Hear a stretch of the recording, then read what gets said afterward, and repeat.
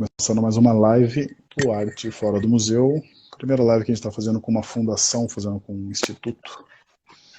Olá, Alô! Tudo bem? tudo bom? Tudo jóia. Prazer, Felipe. Prazer, Valéria. Se conhecendo virtualmente, né, Valéria? Obrigado pelo Pois convite, é. tá? Por ter aceito o convite nosso. Realmente é um prazer falar com vocês aí em Brasília, da Fundação Atos Bulcão, hoje sendo representado pela Valéria, né, que é você é secretária executiva da Fundação, correto? Isso. Então, tá bom. Eu estou preparado aqui, viu, galera? Eu trouxe uma xícarazinha aqui, ó. Eu também, ó. Eu tenho Também estou duas aqui, ó. preparado Tenho para duas dar. aqui para não ter erro durante essa nossa conversa aí. E aí, como é que tá Brasília? Tá tudo bem? Bom, tá começando a chover, né? Nós passamos um tempo sempre muito grande nessa época do ano em seca. E esse ano, com esse calor que está assolando o mundo, mas sobretudo o Brasil, Brasília teve dias de 36 graus e 22 de umidade do ar, 15 de umidade do ar, que é muito pior, né? Você tem a impressão, a Claro. cidade do céu fica todo branco, porque tem um calor que não dá para entender, só vir viver. Mas Eu enfim, conheço razoavelmente Brasília, já fui algumas vezes para aí, é uma cidade. choveu isoladas, como a gente tem aqui, acontece, a cidade tem essa característica, né? Chove em áreas isoladas. Então, hoje, a Zuleika de Souza, que é uma fotógrafa maravilhosa daqui, da cidade, disse assim, gente, chove em todas as áreas isoladas, menos no plano piloto. Então, Chuva dá uma desviada, assim, vai para Ceilândia, vai para qualquer lugar, mas não chove aí. áreas isoladas, é o lugar onde a gente nunca está. Mas, Mas, mas Valéria, brigadão de novo por ter aceito o convite. A gente vai falar hoje do Atos do Bulcão, né? Enfim, estamos falando com a Valéria da Fundação Atos do Bulcão, nada melhor do que falar sobre o Atos do Bulcão. Valéria, só te explicar um pouquinho da nossa dinâmica, vocês devem ter feito já alguma live nesse período aí de pandemia, né? Que com certeza, fiz algumas. virou. Pois é, a gente está fazendo toda semana, a gente chama algum artista, né? Para falar um pouco do seu processo. Então, o Arte Fora do Museu, ele trabalha com é uma iniciativa de valorização da arte no espaço público, né? Então, a gente trabalha não só com, sei lá, a gente pode falar da street art, com grafiteiros, artistas plásticos também, mas a gente também trabalha bastante muralistas, né? Que são pessoas que, enfim, tem Di Cavalcanti, Portinari, pessoas que fizeram trabalhos que eram expostos em ambientes públicos lá atrás, nos anos 50, e também azulejistas, né, como a gente está falando agora do Atos do Vulcão, e arquitetos também. Então, praticamente é tudo que se refere a artes plásticas, né, essa produção artística em espaços públicos, em áreas que qualquer pessoa pode acessar. Então, e é muito legal ter vocês hoje aqui com a gente, porque o Atos Bulcão, acho que a arte dele está muito atrelada a isso, né? Está muito atrelada a esse espaço público, né? Não é uma arte voltada somente para galerias, né? Não é aquela arte do museu, né? É a arte realmente que você encontra fora dos museus, é uma arte, principalmente em Brasília, né? Que talvez, eu até escrevi aqui na minha pauta aqui, que é quem dá cor às obras de arte na cidade em Brasília é o Atos Bulcão, né? São com o seu trabalho em azulejo. Mas queria que você falasse um pouquinho então de como você começou a trabalhar com a fundação, um pouquinho do seu histórico, e daí a gente vai falando um pouquinho do trabalho do Atos também. Então, eu sou matemática de formação, mas eu sempre trabalhei, de alguma forma, sempre trabalhei com cultura. Então, eu fiz teatro, depois eu fui fazer iluminação de teatro para o Grupo Pitu, que é dirigido pelo Hugo Rodas, foi dirigido pelo Hugo Rodas, que hoje continua dirigindo outros grupos de teatro, que é um diretor famoso, uruguaio, que vive aqui em Brasília já há uns 40 anos, que se considera candango. E também fiz casting para cinema, enfim. Fiz uma porção de coisas paralelamente a estudar matemática. Então, um dia, eu encontrei com o então secretário executivo da Fundação Atos Bocão, o Eduardo Cabral, que é um dos criadores da fundação, junto com Evandro Salles e Carla Osório. E encontrei com ele e ele me perguntou o que eu estava fazendo e, coincidentemente, tinha sido encerrado um espaço cultural onde eu administrava um teatro e eu disse para ele que eu estava available. E ele, então, me perguntou se eu podia ir assessorar o Cláudio Teles, que já não vive mais, porque o Cláudio era o coordenador de projetos e pesquisas da Fundação, e assim eu vim parar na Fundação para fazer projeto de pesquisa. Isso era novembro de 1996. Então eu trabalho na Fundação, agora em novembro vai fazer 24 anos. Uau. Mas eu já fiz aqui um pouco de tudo e nesses últimos 10 anos eu sou secretária executiva da instituição. Eu conheci o Atos, porque eu me criei em Brasília, eu sou de Salvador, mas eu me criei aqui, então eu conheci o Atos porque eu morava na 308 Sul, que é a nossa quadra modelo, né?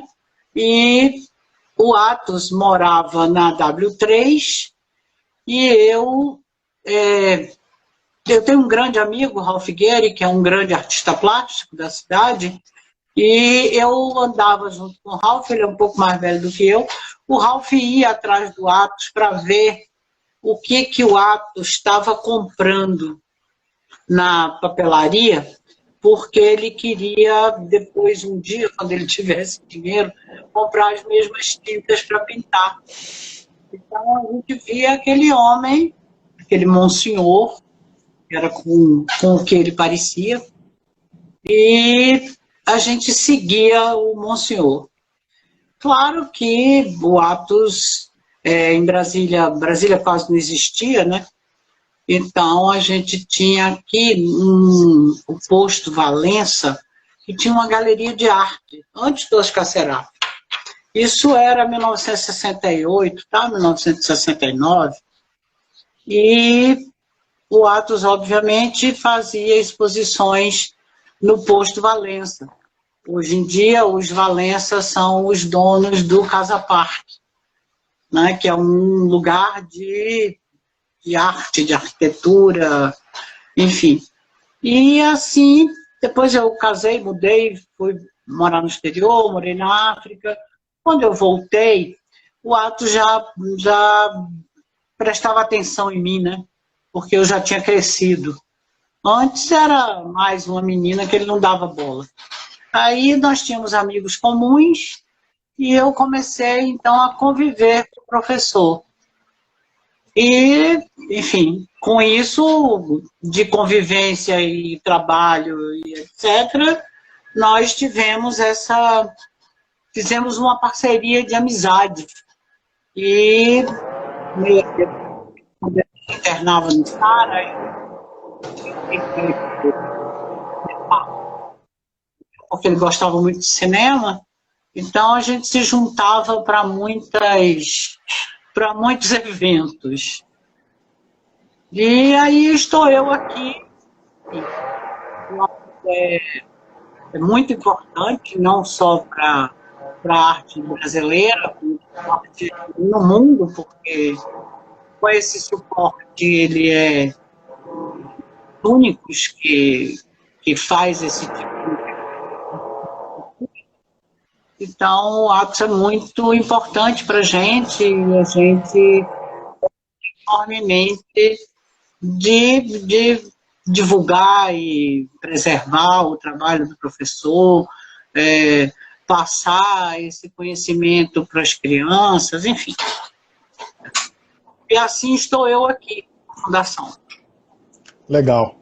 Interessante você falar de matemática, né? Porque são trabalhos muito matematicamente feitos também, né? Então, na verdade, né? Exatamente. Então acaba que você não estava tão longe assim das artes, né? Se for pensar não, de jeito nenhum. Eu acho que a matemática é uma coisa que cabe em todo lugar, né?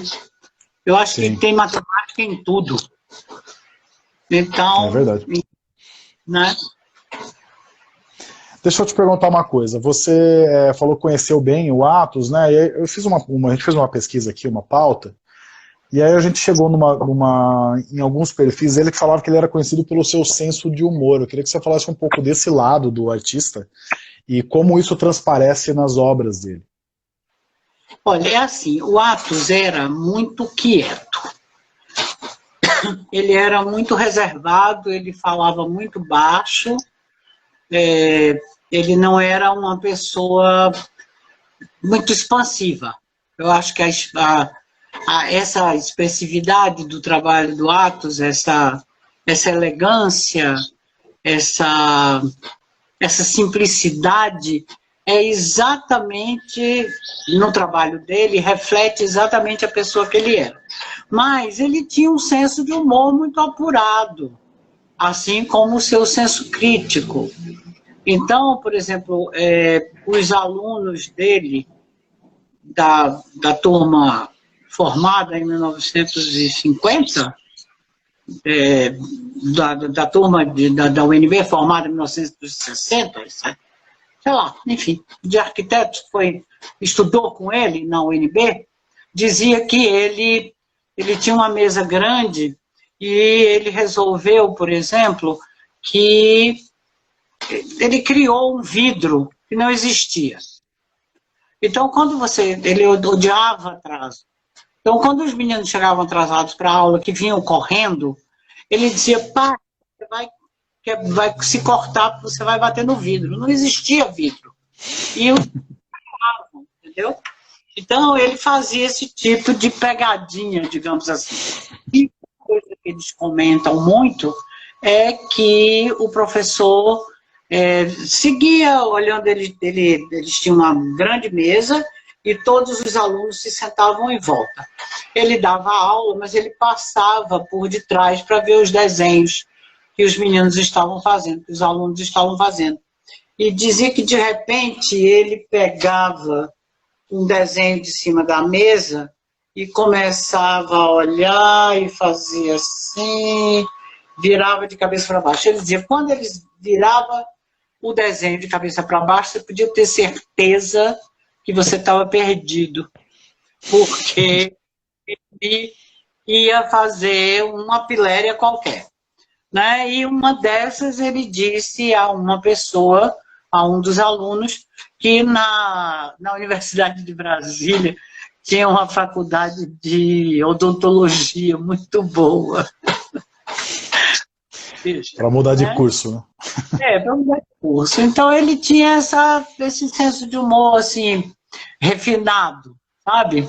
Ele brincava, por exemplo, ele tinha uma coisa que hoje em dia os meninos aqui, os artistas que o conheceram, ele foi uma vez a uma exposição de arte e ele olhou para um trabalho que ele gostou muito, e daí na hora de ir embora ele olhou para um colega que estava do lado e disse assim, eu vou me embora para casa porque quando chegar em casa eu vou fazer um desse para mim, porque eu gostei muito.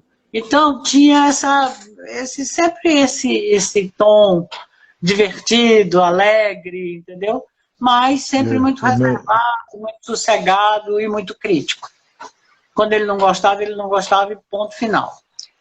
Então, por exemplo, ele odiava fazer obra para casa de gente rica, porque sabia que virava decoração e ele não estava ali para decorar. Ele estava ali para integrar a arte dele na arquitetura. E ele dizia que quando fazia obra para casa de gente rica, era difícil porque você ficava refém da dona da casa, que queria que você fizesse obra para combinar com o sofá. Então ele cortava a decoração. Estão chegando umas perguntas aqui já, tá? Só vou ler aqui. A Rosaura perguntou como desenvolver hoje um projeto com a fundação.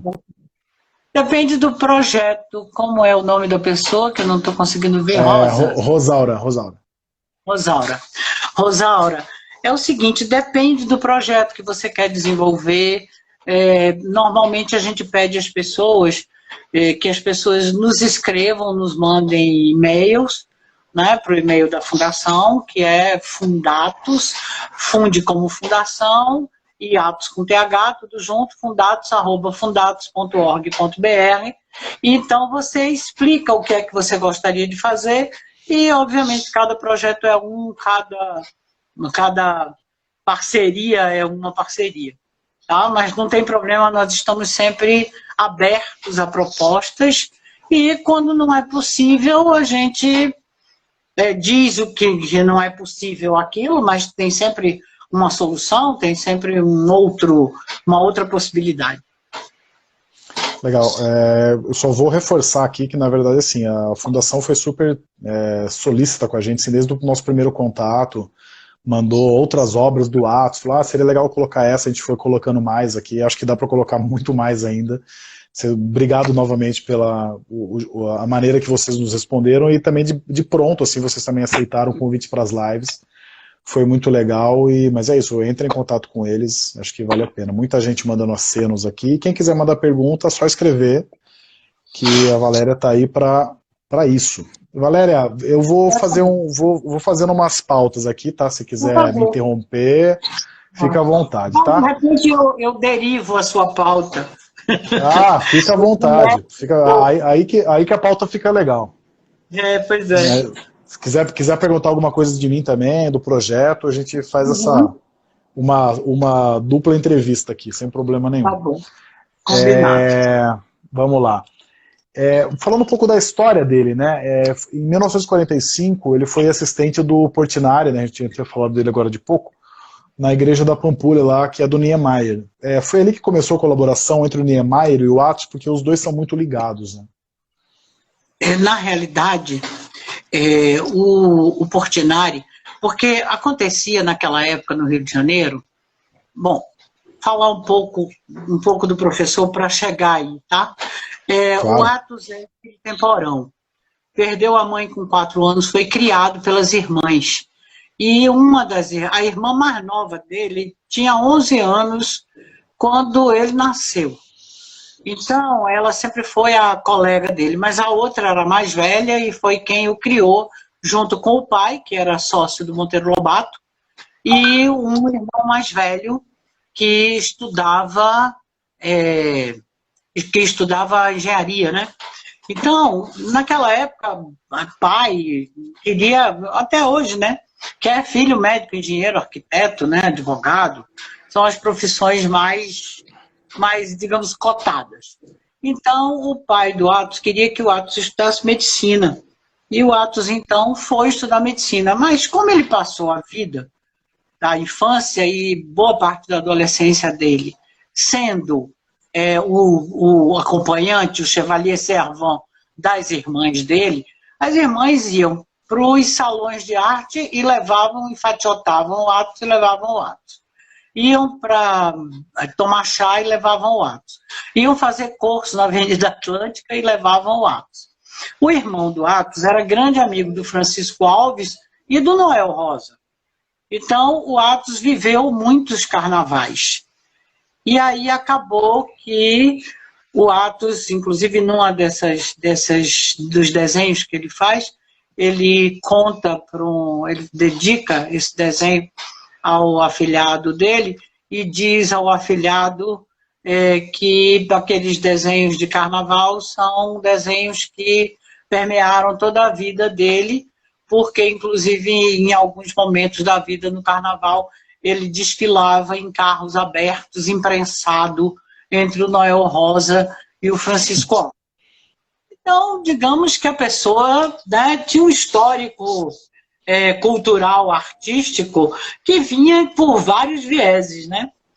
Nisso, ele Ele foi, mas de qualquer forma, ele foi fazer medicina e no terceiro ano ele não deu mais conta e abandonou a medicina. Ele atribuía muito isso ao livro do Rainer Maria Rilke,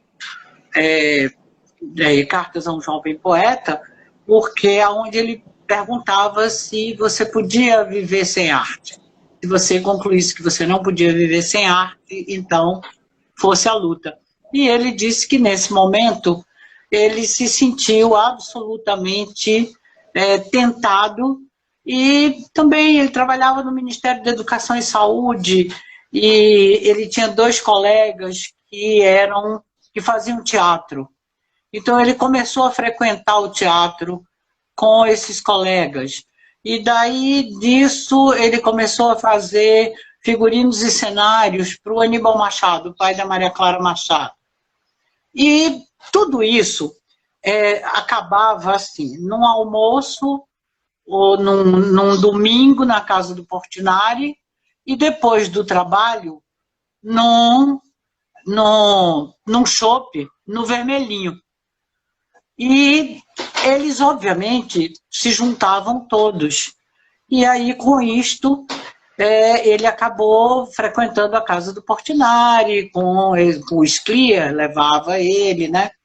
E ele começou, então, a conviver com o Portinari. O Portinari, então, vendo o trabalho do Atos e achava que o Atos era talentoso, mandou o Atos se inscrever na Bienal de Buenos Aires, na Bienal da Argentina. E o Atos não foi selecionado. E o Portinari ficou enfurecido, achou um absurdo isso. E nesse momento, o Portinari estava indo para a Pampulha para fazer a obra da igreja da Pampulha, né? Baile, tudo, daquele complexo da Pampulha. E aí convidou o Atos para ir com ele. E o Atos, então, foi, e ele dizia muito, mas eu fui só para pintar azulejo. Quando eles acabaram isso, e eu acho que, no final das contas, essa ponte Niemeyer-Portinari a gente deve ao Juscelino.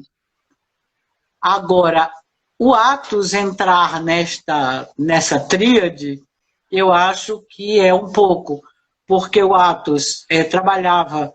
Eles todos, de uma certa forma, iam ao ateliê do Burle Marx, na casa do Burle Marx, e aprendiam a esticar telas e tudo mais, porque, obviamente, com isso eles podiam também ter telas para pintar.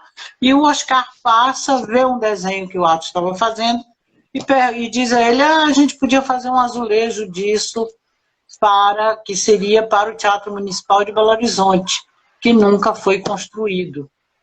E nós aqui, Fundação Atos Bulcão, não sabemos que azulejo é esse, não sabemos se ele foi aproveitado em outra obra. A verdade é que a gente não tem a gente não sabe. Sim, registro. Né? Entendi. Não, pode até ter existido como desenho, mas como ele nunca foi feito, a gente não sabe. Porque aqui, quando nós herdamos parte do que o Atos nos deu, né? Entre essas coisas estava um banco que você abre como uma gaveta, um banco desses antigos, e dentro existem os projetos, os desenhos dos projetos dele, as plantas, né? E a gente tem, elas são etiquetadas e escritas com a letra dele. E aí, em algumas tem escrito não realizado. Então, você tem alguns projetos não realizados, mas o projeto... Não dá para saber qual é qual, né? É muito raro que ele diga qual era a destinação quando ele foi criado, entendeu? Porque, claro que o Atos desenhava junto com o arquiteto, mas ele desenhava também para nada, né? Desenhava por desenhar, para seu próprio prazer, e obviamente que às vezes isso não se aplicava a nenhuma obra, então ficava um projeto não realizado. Mas essa convivência dele, depois ele quando voltou da Pampulha, ele foi de volta, eles voltaram para o Rio, e o Atos já era órfão, e ele estava meio meio ruim das pernas financeiramente falando, e o Portinari soube que o Atos estava morando numa pensão, e convidou o Atos para morar na casa dele. E o Atos morou lá por 7 meses, 8 meses, e ele atribui ao Portinari o conhecimento dele, de saber olhar para uma obra, saber quantas cores existem atrás daquela que você finalmente está vendo, a se preparar para pintar um quadro. Então ele dizia que ele separava as tintas porque normalmente ele já sabia o que ele ia fazer. Claro que vez ou outra escapa, né? Entra uma outra ideia, mas que de uma forma geral ele quando sentava para trabalhar já sabia o que ele ia fazer e de que cores ele ia pintar, e que essa paleta de cores que o Atos, digamos que aprendeu magnificamente bem, porque eu acho que ele é um sabedor de cores, de combinação de cores, ele é muito especial, eu acho. Eu acho que, e ele dizia que isso ele devia ao Portinari. Você falou também do Burle Marx, acho que também o Burle Marx também tem um trabalho bastante importante com azulejo, foi dali também que ele pegou essa referência? Não, acho que não. Ele dizia muito que ele aprendeu fazendo.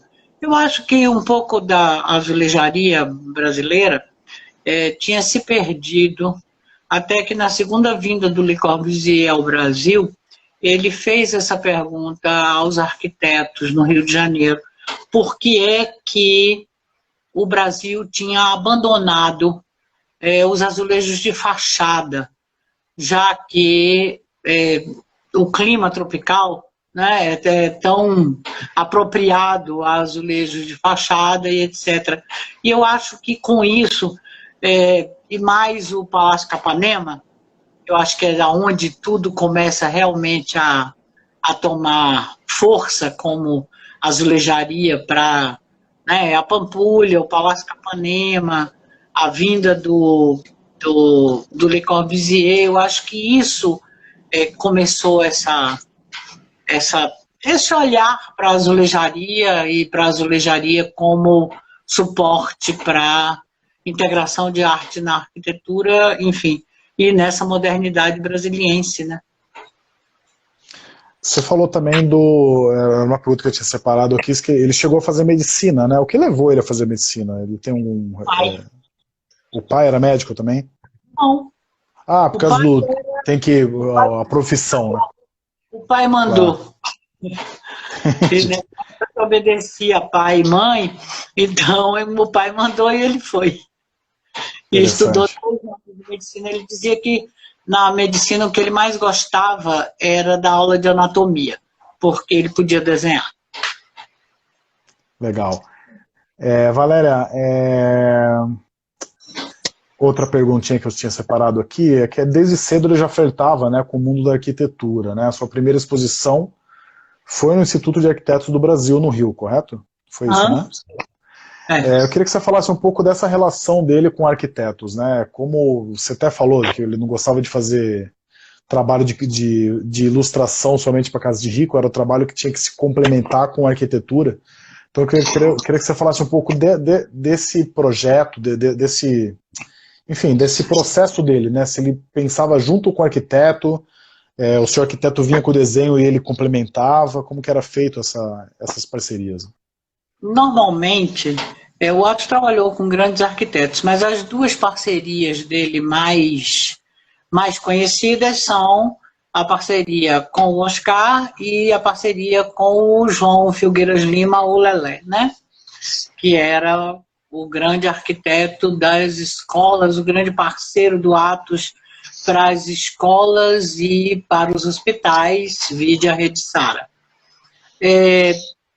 O Atos trabalhava com o arquiteto, enquanto o arquiteto estava na prancheta desenvolvendo o trabalho, eles conversavam a respeito de como é que iam de que forma se integraria aquela obra, se com uma divisória, se com um painel de azulejos, se com os dois, né? Então, o Atos falava, por exemplo, sobre o Teatro Nacional. Ele dizia que o Oscar tinha encomendado uma obra para ele, para o Teatro Nacional, que é aquela pirâmide enorme, com a cabeça cortada, que nós temos aqui, enfim, em Brasília. E então, disse que o Atos perguntou a ele, ele perguntou ao Atos, e o Atos ficou pensando aqui, e o Oscar viajou. E quando o Oscar voltou, eles conversando, o Oscar disse, você acha mesmo que seria uma boa ideia a gente botar um painel de azulejo aqui? Acho que não, né? Aí o Atos fez, acho que não ia ser bom. Então os dois conversaram e o Oscar de repente disse, então tá bom, pensa uma coisa leve e pesada para botar aqui nas empenas do teatro. E daí o Atos disse que saiu pensando no leve e pesado e lembrou que ele tinha um amigo de uma serra tico-tico, e aí foi até a casa do amigo e criou então aqueles módulos que são 30 por 30, 30 por 60, 60 por 60 e 60 por 90, que são os módulos que existem na empena do Teatro Nacional e que ele chamava de O Sol Faz a Festa ou O Sol Se Diverte, porque você tem ao longo do dia, especificamente em 3 momentos do dia, a incidência do sol faz com que a sombra lhe mostre um outro painel. Então eles trabalhavam sempre juntos. O Lelé dizia que construía para o Atos integrar. E aí, nessa parceria do Atos com o Lelé, o Atos gostava muito de trabalhar para o coletivo. Então ele gostava muito de fazer escolas e de fazer os hospitais. Mas, de qualquer forma, ele começou a colorir os hospitais, né?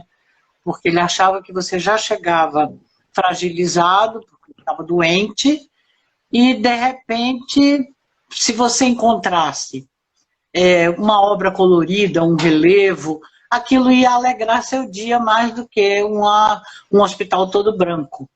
Então, assim, eles pensavam os locais para as crianças.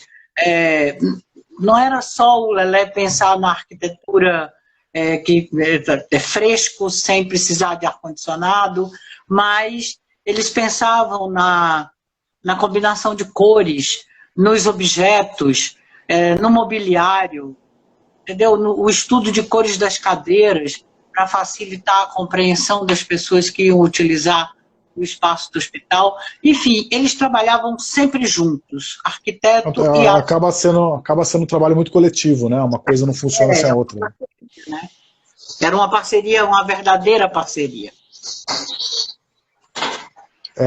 No começo da nossa conversa, eu perguntei se você está bem, eu esqueci de perguntar como é que está funcionando a fundação durante a pandemia, vocês estão totalmente fechados? No primeiro momento nós fechamos em março, quando foi decretado o lockdown aqui, nós fechamos em março, depois ficamos fechados, mas como a gente não pode, como nós somos uma instituição sem fins lucrativos, nós não podemos viver sem, já que não tinha nenhum projeto acontecendo nem nada, a gente não pode viver sem o comércio que a gente faz dos produtos que a gente tem na nossa loja, e como nós também temos loja online, né? Ou os nossos copos,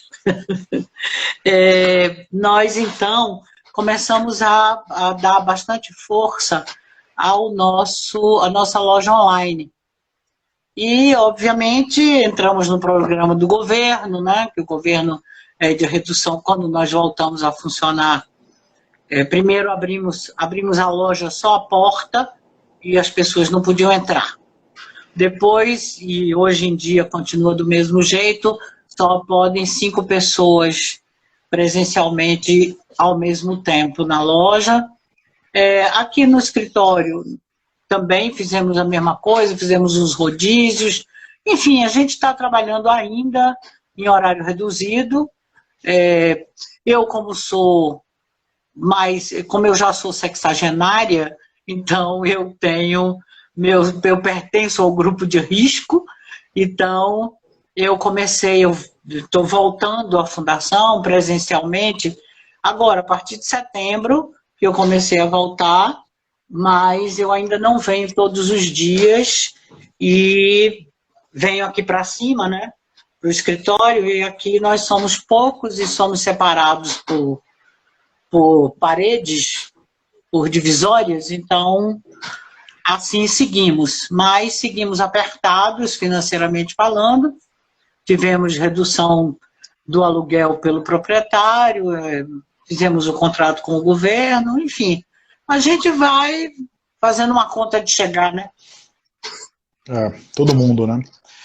Vocês têm um trabalho de educativo aí também?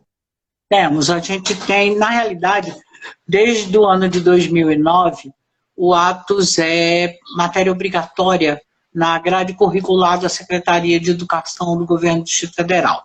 Que legal. Então, as crianças, nas séries iniciais do ensino fundamental, no 4º e no 5º ano, têm Atos Pucão como matéria obrigatória.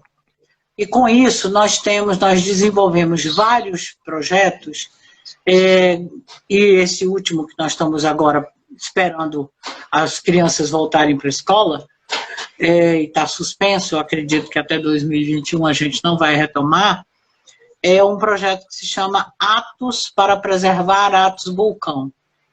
Então, com esse projeto, nós trazemos 2 turmas que são, obviamente, selecionadas pelos professores de arte, uma turma na matutina e uma vespertina. Então, a gente manda o ônibus, as crianças vêm, como são crianças de escola pública, normalmente das cidades satélites, a gente oferece um lanche, aqui elas são recebidas por uma arte educadora que faz uma pequena palestra e mostra um pouco do trabalho do professor, depois eles fazem uma oficina e, por fim, eles entram no ônibus e vão conhecer em loco algumas 2 ou 3 obras de Atos Pucão e voltam para a escola para que a turma de tarde possa vir fazer o mesmo que eles fizeram. Ao mesmo tempo, a gente também recebe escolas, porque muita escola pede para visitar a fundação.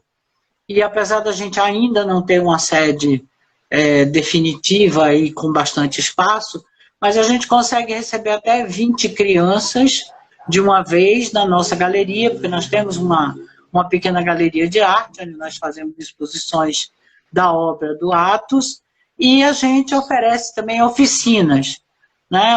Então, as crianças fazem oficinas, vêm aqui, a gente tem uma oficina que eles gostam muito e que acaba que os pais vêm fazer também, que chama Camisetando Atos, nessa que as crianças pintam padrões de Atos Pucão nas camisetas que trazem, ou na peça de roupa que trazem, e os pais acabam que também querem, acabam que a gente tem que fazer uma oficina para os pais também.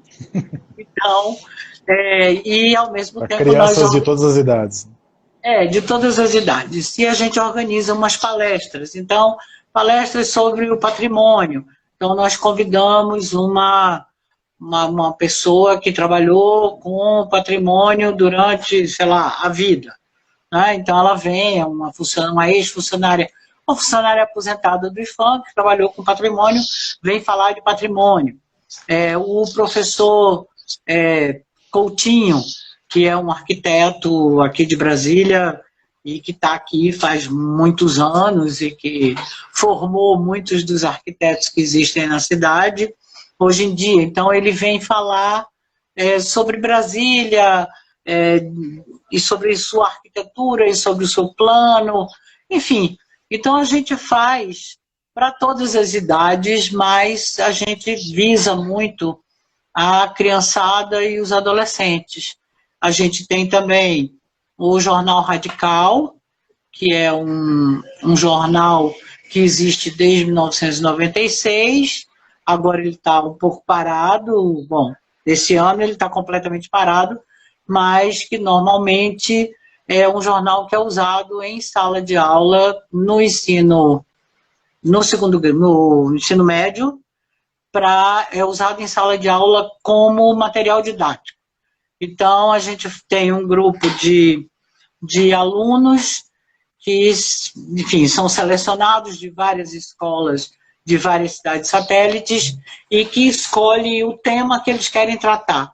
E um conselho de jornalistas já de profissão ajudam a que essas matérias sejam pautadas, sejam escritas, e a gente, então, consegue um patrocinador para imprimir o jornal, e os jornais são distribuídos gratuitamente nas escolas do Distrito Federal. Então, a gente tem alguns projetos ligados, e claro, às exposições do Atos, como tivemos a retrospectiva comemorativa dos 100 anos do professor, né? Uma pergunta que eu ia te fazer, enfim, meio que traduzindo para o pessoal que não é de Brasília, né, a importância do Atos para a cidade, assim. Isso, por exemplo, eu nem sabia que ele acaba sendo disciplina também. Isso para mim eu achei muito legal. E sei lá, eu acho que o Atos talvez seja o artista plástico mais ligado a uma cidade que existe no Brasil, assim. Até pensei aqui, talvez o Francisco Brenan, no Recife, também tem essa relação muito forte com a cidade, mas o Atos eu acho incrível, assim, porque ele realmente está muito associado com a cidade. Acho que é difícil um brasiliense não conhecer o trabalho do Atos Bulcão, né? Então eu queria que você falasse um pouco dessa relação. Você falou que não é de Brasília, mas você está em Brasília há muito tempo. Como que Brasília e Atos estão tão interligados, assim? Bom, o Atos veio para cá em 1958. Então, a primeira obra que o Atos fez, ele nem aqui não estava, ele estava no Rio ainda, quando o Oscar encomendou a ele o painel para a igrejinha, que ele ia fazer justamente para Dona Sara agradecer a graça alcançada pela saúde da filha, né, da Márcia. Então, o Atos fez essa obra, que foi a igrejinha. Então, é a primeira obra, é a primeira igreja da cidade, o primeiro templo religioso da cidade é a igrejinha Nossa Senhora de Fátima. E ele veio para cá para ajudar na construção da cidade. Ele diz que ele se apaixonou pela abóbora celeste, porque era aquela ausência total de paisagem, com um céu impressionante que a gente tem até hoje, né? Mais uma quantidade de estrelas que ele achava que isso lembrava ele um pouco a infância dele na Serra, porque como a mãe do Atos morreu de tuberculose, o Atos nasceu no Rio e eles foram imediatamente para Petrópolis, para Teresópolis. E aí era esse mesmo céu, essa mesma ausência de paisagem. Então, ele praticamente, o Oscar tem essa obra monumental, mas que é uma obra em concreto. Então, digamos que o Atos é o movimento e a cor da obra do Oscar. E eu acho que com isso ele foi se fazendo presente.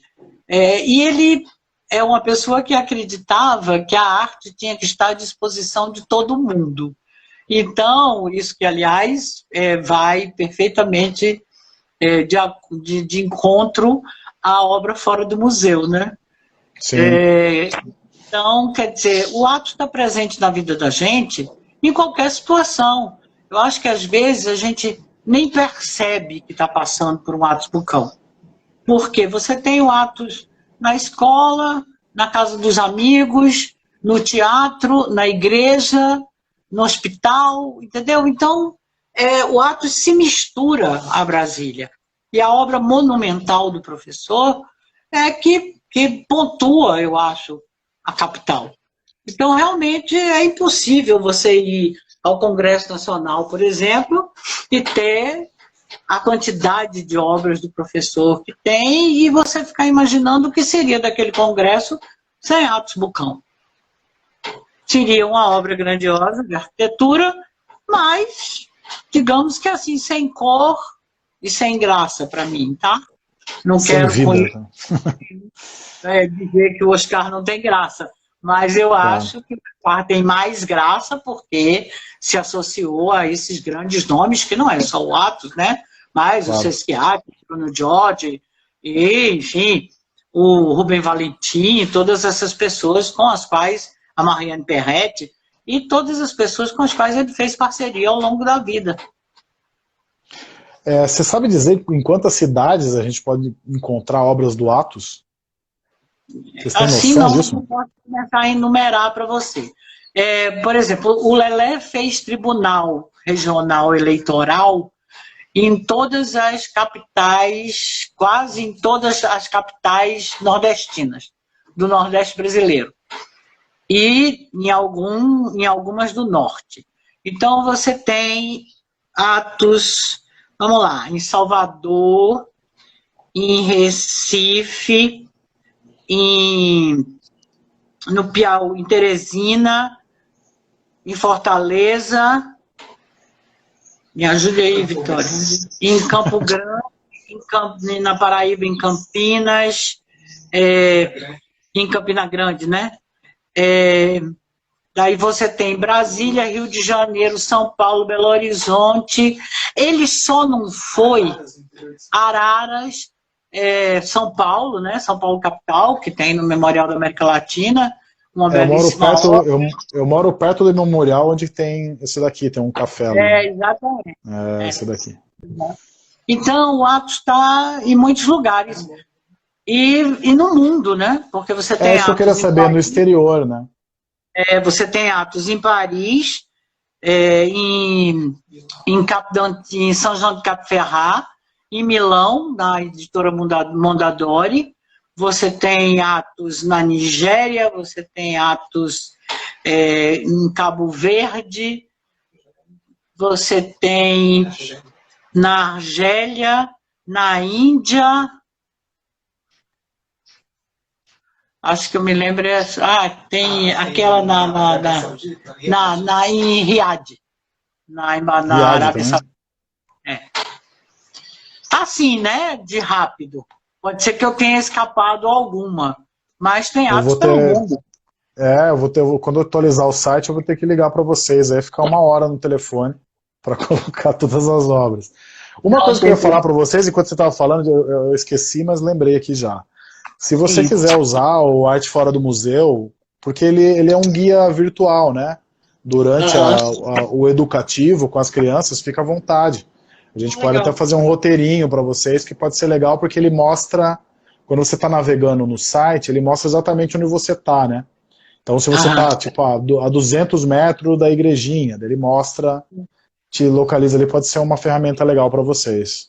Legal. A gente fez aqui um dos nossos folders, que nós fizemos aqui para distribuir justamente porque nós temos uma quantidade de visitas, não só de turistas brasileiros, mas de turistas estrangeiros, e como Brasília tem essa quantidade de embaixadas, né, nós temos muita gente que nos visita, então nós fizemos um folder onde a gente tem aquele recorte de Brasília, né, que as pessoas chamam de o avião, e Sim. Nele a gente tem marcadas as obras de visitação pública e as que são sujeitas a marcação de horário, as que são visitáveis e estão abertas ao público, que é exatamente para que as pessoas peguem o folder e também se localizem e saibam aonde ir para ver Atos Bucão.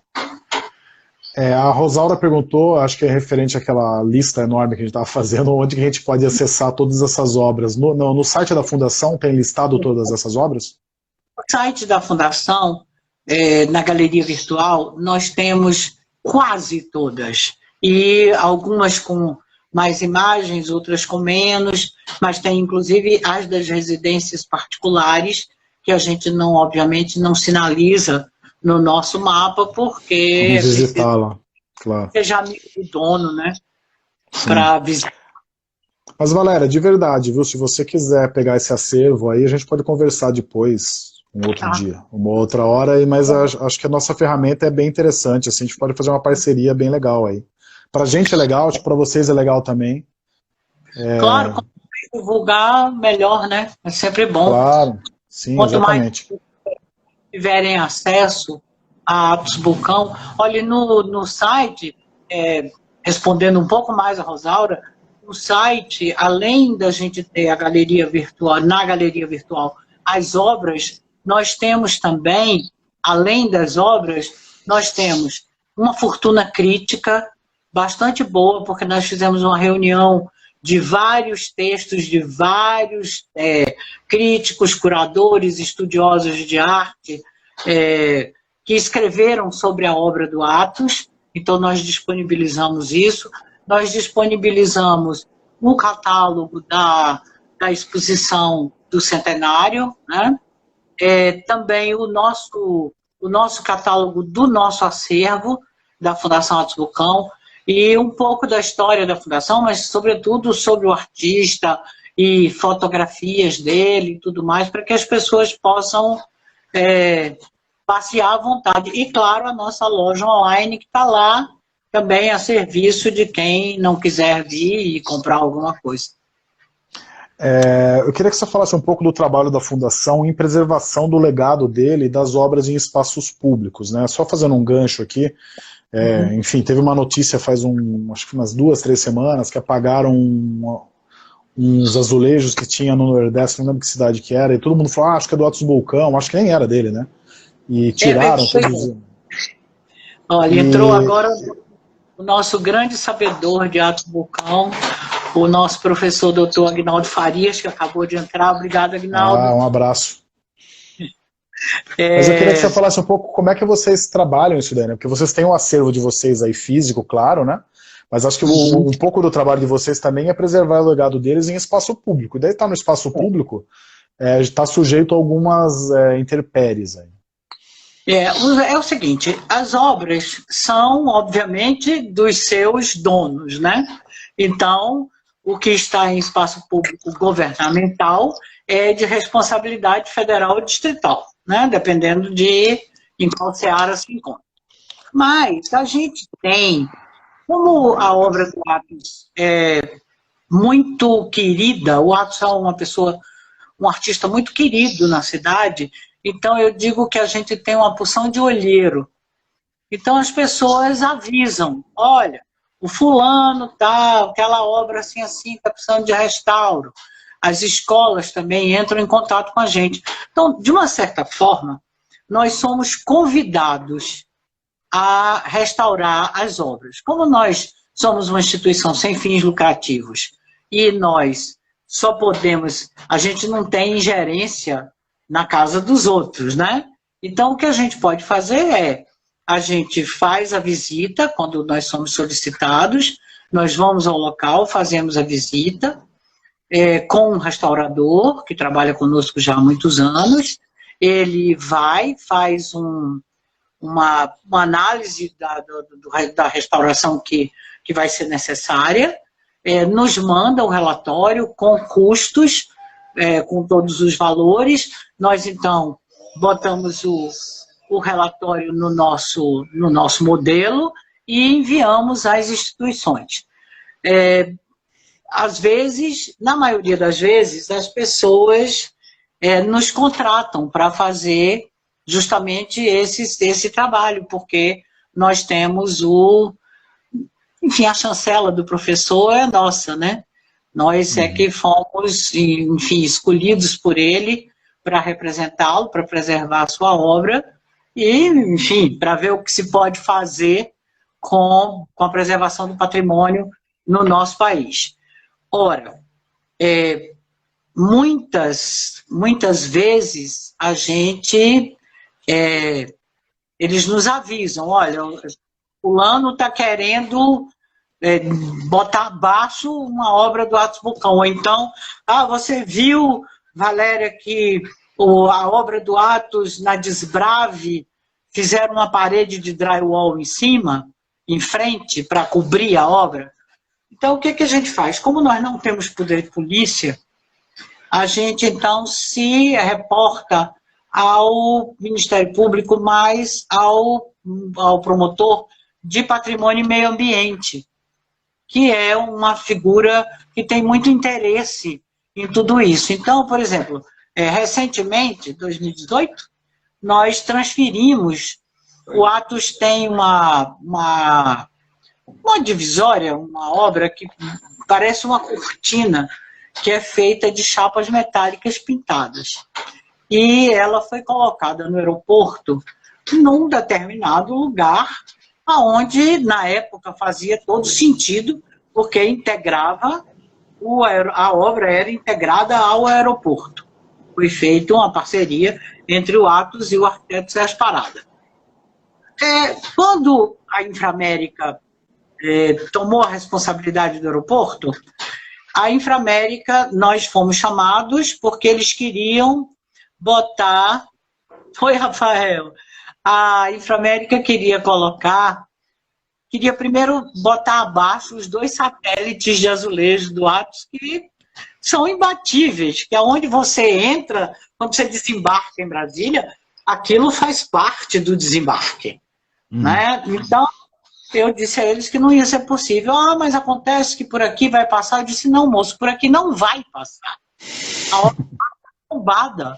Você não vai fazer isso porque você vai incorrer num problema muito sério. Né? Porque você vai ser notificado, multado, etc. Você não vai fazer isso. Então a gente se dirige imediatamente à promotoria, porque a promotoria pode fazer alguma coisa. Então a promotoria se dirige ao Vocês mais fiscalizam, né? Os 2 satélites seguem lá.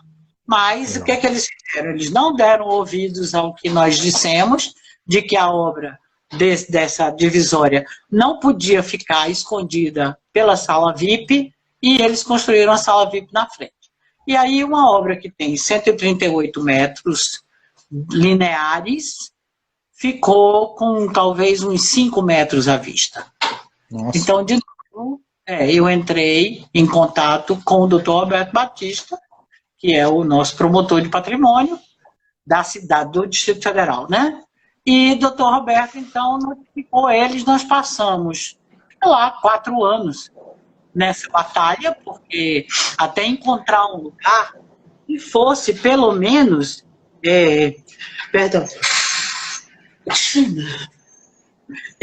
um local, obrigada, que pelo menos fosse um local apropriado para aquela obra, com visibilidade e tal. Transferimos 98 metros da obra. Ela hoje está no Conector Sul, e você anda 98 metros passando pelo Atos Bucão, que obviamente é muito mais prazeroso do que por um vidro ou uma janela de vidro qualquer. Então a gente faz esse tipo de coisa, entendeu? Nós vamos e tomamos, ajudamos e tal. Essa obra que você se referiu, nós, apesar de ser uma obra, um projeto de arquitetura do Borsoi, e ela ser geométrica, e ela ter um tom, uma cor de uma obra... Ô, Valéria, deixa eu só interromper só um segundinho, é que assim, o Instagram ele vai acabar daqui a 1 minuto, se você quiser. O Instagram ele é chato, ele dá 1 horinha só. Mas se você quiser falar rapidinho... Se derrubar, não fui eu que te derrubei, tá? Eu não cometeria essa grosseria. Não, com certeza. Então, ela tem características que lembram o Atos, mas a gente não tem nenhum registro disso. Então, eu não posso afirmar, entendeu?